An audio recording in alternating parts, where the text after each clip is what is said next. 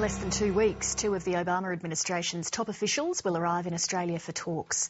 The arrival of the Secretary of State, Hillary Clinton, and the Secretary of Defence, Robert Gates, is timely, given the Australian Parliament's currently debating the nation's involvement in Afghanistan, as we heard earlier. The visit also coincides with the important ASEAN Forum, where the rise of China and its implications for the region will be the backdrop. Dr Kurt Campbell is the State Department's top official for our region as the Assistant Secretary of State for East Asian and Pacific Affairs. He'll be travelling to Australia on the Clinton-Gates trip, and he joined me earlier from Washington. Dr Campbell, thank you for being with us. Hillary Clinton and Robert Gates are due in Australia in less than 2 weeks. What is the US hoping to get out of that visit? Well, first of all, let me just say it's great to be with you, and I'm thankful to be able to speak to your audience directly.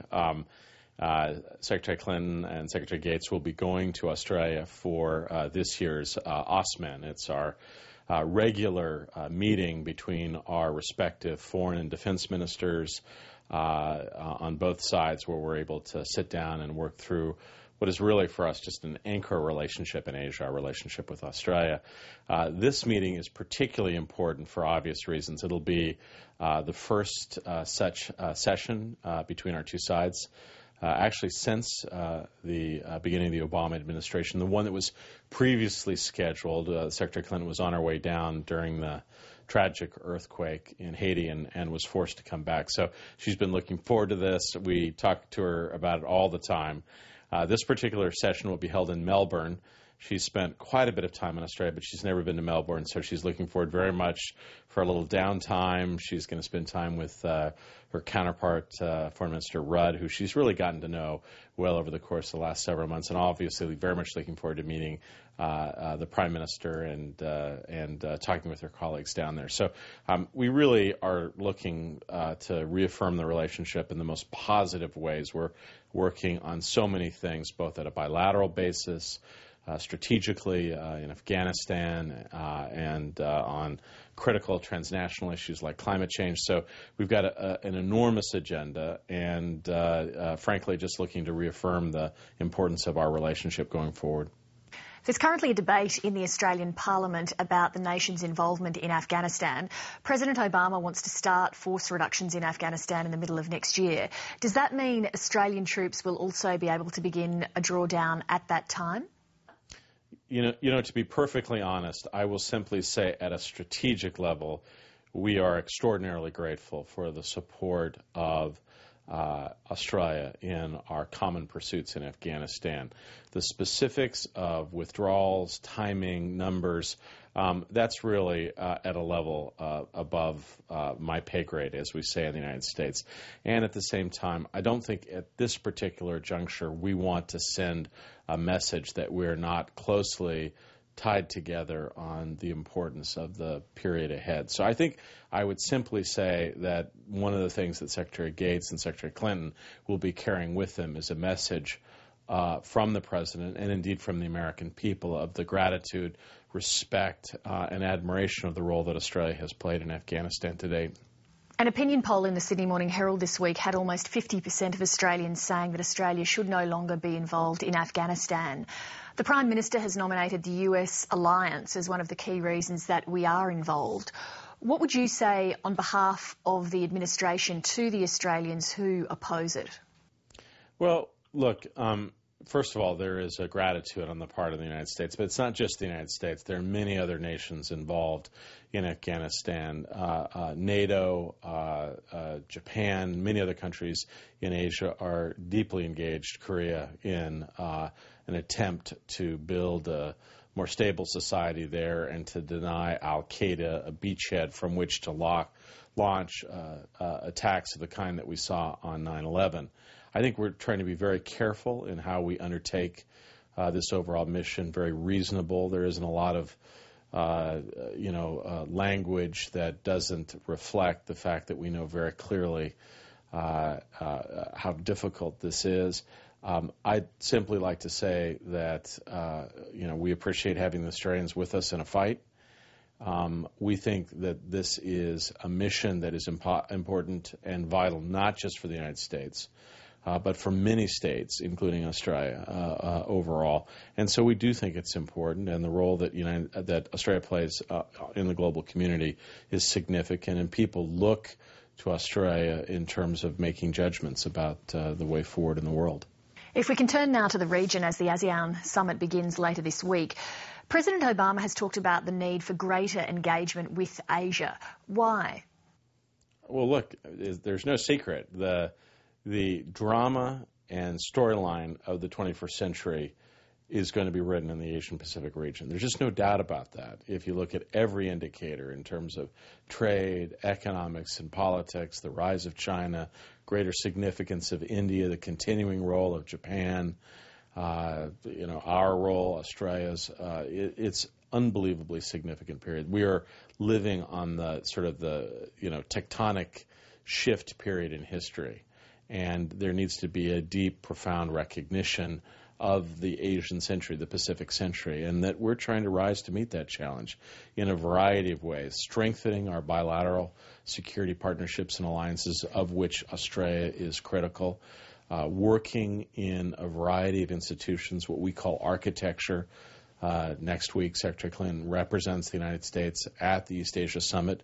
That's a down payment on President Obama joining the organization as a full member next year in Jakarta. We will need to play a much more consequential, open, and optimistic role in trade and economics going forward. We've listened carefully. We've heard that from our Asian friends. Overall, the United States must underscore clearly and consistently that we recognize for our interests and, frankly, for the interests of the other players in the Asian-Pacific theater, that an American role is an indispensable ingredient in success going forward. You describe US influence as being an essential ingredient. Do you consider the US and China as being in competition for regional influence? Well, look, the truth is there is no more complex relationship on the planet today than the one that exists between the United States and China. We have a deep interest in finding ways to work with China. In fact, all countries in Asia recognize the need to find a constructive manner in which to engage with China. It's very important, given China's role on a host of issues, from climate change to trade to proliferation to all manner of economics. Dealing with China is just simply a fact on the global stage. And the United States has stated very clear at the highest level consistently that we seek to have a positive, constructive, and a positive relationship between our two countries. That does not mean that there isn't a lot of competition that's underway. There's competition on economics. There's competition for a variety of things in the Asian-Pacific region. But what we're trying to do is to make sure that competition is expressed in appropriate ways. The truth is there's competition between a variety of states in Asia. What we're seeking is to establish a degree of trust and transparency in the region that gives everyone the confidence as we make our way forward. And do you believe that China's playing its role appropriately in that context? Look, I think there are areas in which we can point to real successes between the United States and China, and between China and the larger world. I also think there are a lot of areas that we can expect greater commitments from a variety of countries in the Asian-Pacific region, including China. In recent months, the US and China have clashed over the South China Sea, with China upping its rhetoric about its claims to the South China Sea and the US resisting that. How significant is that issue? Well, look, I'd be careful. Thank you for the question, but I'd be careful about how to describe that supposed clash. If you look very carefully at what Secretary Clinton said in Hanoi at the ASEAN Regional Forum and what the United States has said subsequently, we have been extraordinarily careful not to mention any particular nations associated with this initiative. We have talked about a process between the various claimants to be done in a peaceful way, transparent and collaborative way that respects the rights of seafaring nations, freedom of navigation, and the like, and that we are concerned by rising incidents that affect a variety of countries in the South China Sea, including, frankly, China and its fisher fleet. Ultimately, we think this is a process that's best dealt with by cool-headed diplomacy. And we see the beginnings of a diplomatic effort between ASEAN and China that would build on the 2002 statement of the Code of Conduct, which we think is entirely appropriate. We are not a claimant. We do not take sides. And we don't offer particular views about the various claims. What we do insist upon is that we have a strategic interest in how these issues are dealt with, and that we insist that they are dealt with in a peaceful and a diplomatic framework. How should Australia position itself in our region against the backdrop of China's growing power? Well, look, we've seen some interesting debates that are ongoing in China.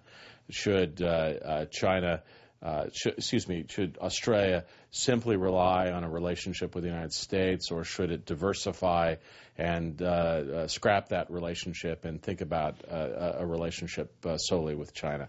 These, I think, are extreme, and they are positions that are, frankly, don't equate with the complex reality of the Asian-Pacific region.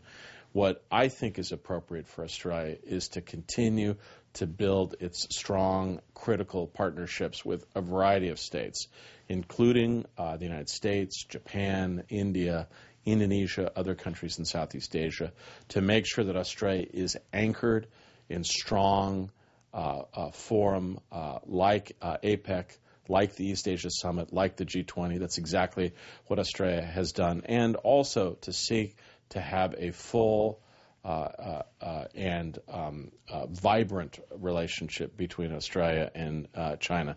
None of these issues involve trade-offs. They involve working comprehensively across a range, a spectrum of initiatives simultaneously. And